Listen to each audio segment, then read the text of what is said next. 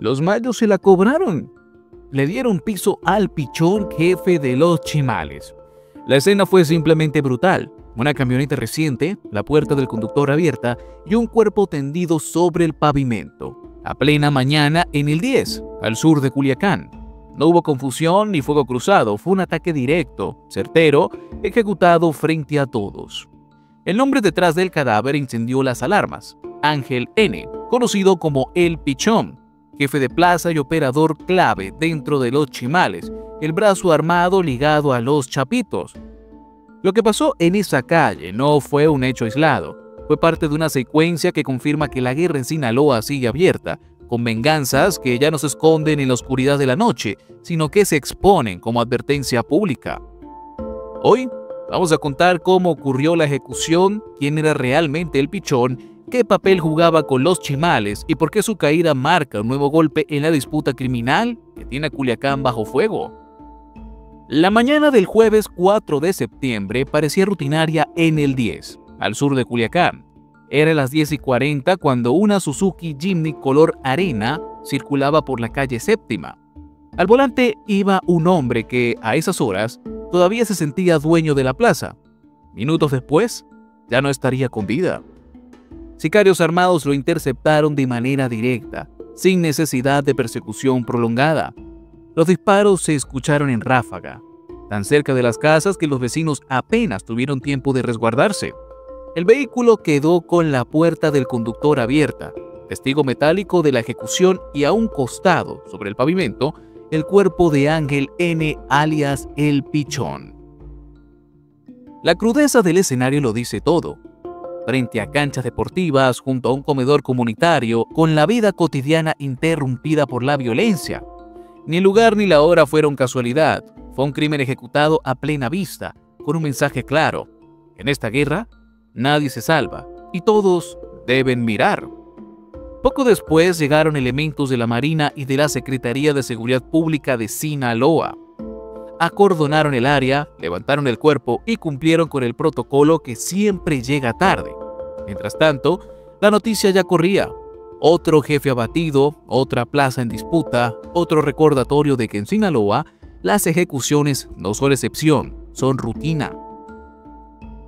Para entender quién era El Pichón, primero hay que hablar de la sombra que heredó.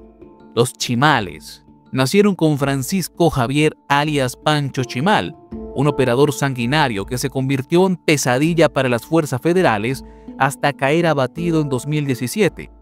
Con su muerte, la facción no desapareció, se reacomodó bajo el paraguas de los Chapitos, operando como su brazo de choque.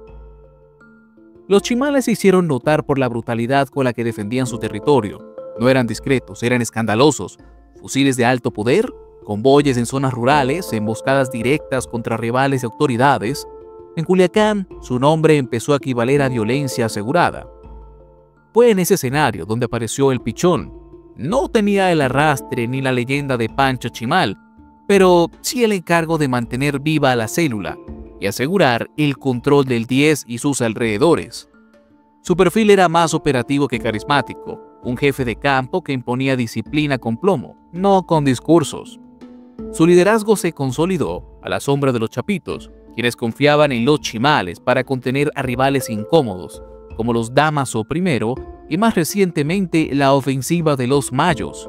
Esa función de fuerza de choque lo volvió indispensable, pero también lo puso en la mira.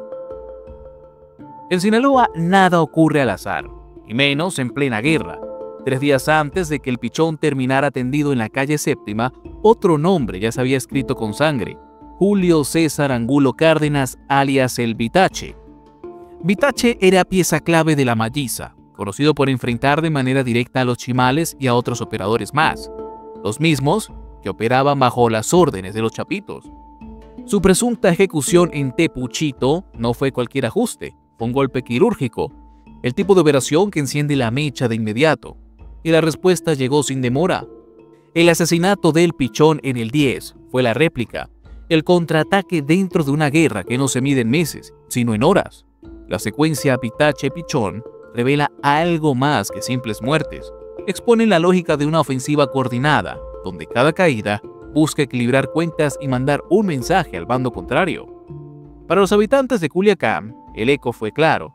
La ciudad sigue atrapada en un duelo abierto entre los mayos y los chapitos. Una rivalidad que ya lleva más de un año y que, con cada ejecución, confirma que el tablero criminal está lejos de estabilizarse. La ejecución del Pichón no fue un hecho aislado. Apenas días antes, los hospitales de Culiacán se habían convertido en campo de batalla. El 29 de agosto, sujetos armados entraron al hospital civil y abrieron fuego contra quienes esperaban noticias de sus familiares. 3 muertos, 3 heridos y una ciudad aterrada. Al día siguiente, un comando disfrazado de médicos irrumpió en otra clínica privada y asesinó a un joven que era atendido por heridas de bala. El mensaje fue tan crudo que incluso los servicios de emergencia decidieron blindarse. A partir del 4 de septiembre, la organización Jerum Culiacán anunció que sus paramédicos usarían chalecos antibalas en todos los llamados nocturnos, no por protocolo, sino por supervivencia. La paradoja es grotesca.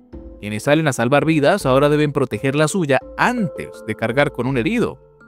Chalecos rojos con la leyenda paramédico o bombero se convirtieron en uniforme obligado en un estado donde la violencia alcanza, incluso a quienes no empuñan armas. El miedo dejó de estar en la calle para instalarse también en las salas de urgencias. Y si ni los hospitales son refugio, ¿qué queda para el resto de la ciudad? Mientras la ciudad seguía digiriendo la ejecución del Pichón y los ataques a los hospitales y la alzada de la violencia, otro operativo se sumó al panorama. En la colonia Loma Verde, al oriente de Culiacán, elementos de seguridad detectaron a un hombre con un arma larga que intentó esconderse en un inmueble. El hallazgo derivó en la captura de 5 personas, entre ellas 2 mujeres y 2 menores de edad. El arsenal que llevaban habla por sí solo: 3 fusiles AK-47, 3 pistolas, cargadores de disco con capacidad para 100 balas y más de 250 cartuchos de distintos calibres. Además, 2 vehículos listos para huir, una Toyota Tacoma y una Jeep Gladiador.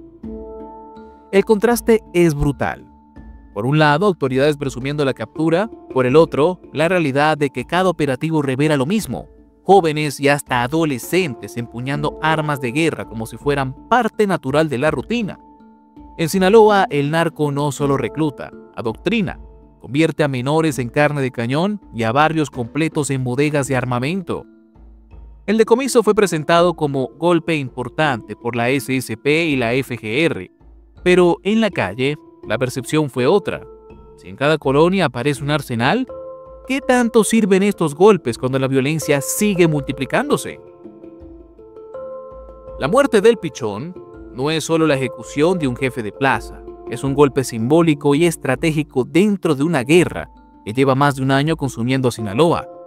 Su caída deja a los chapitos en un operador clave en el 10 y a los chimales sin el relevo que había mantenido viva a la célula desde la muerte de Pancho Chimal. Para los mayos el mensaje es claro: pueden tocar directamente a los brazos armados de sus rivales, aún en pleno Culiacán. No necesitan enfrentamientos largos ni espectáculos de violencia masiva. Basta con ejecutar al objetivo en un espacio público y dejar que la noticia se difunda sola. El asesinato del Pichón confirma que la ofensiva sigue en curso, que no hay tregua ni negociación silenciosa que valga. Y, para la gente de Sinaloa, significa otra jornada de miedo.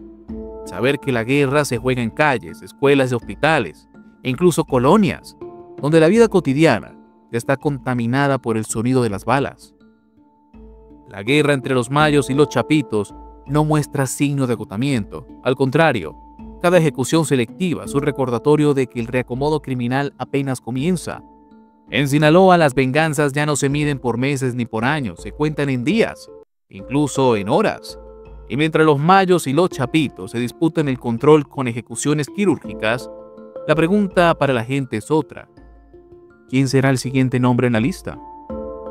Si te gustan nuestras investigaciones, te invitamos a ver más de ellas en nuestro canal. El equipo de Nación y Frontera trabaja arduamente para traerte la última información al día. Recuerda que somos Nación y Frontera y estamos aquí para traerte la verdad.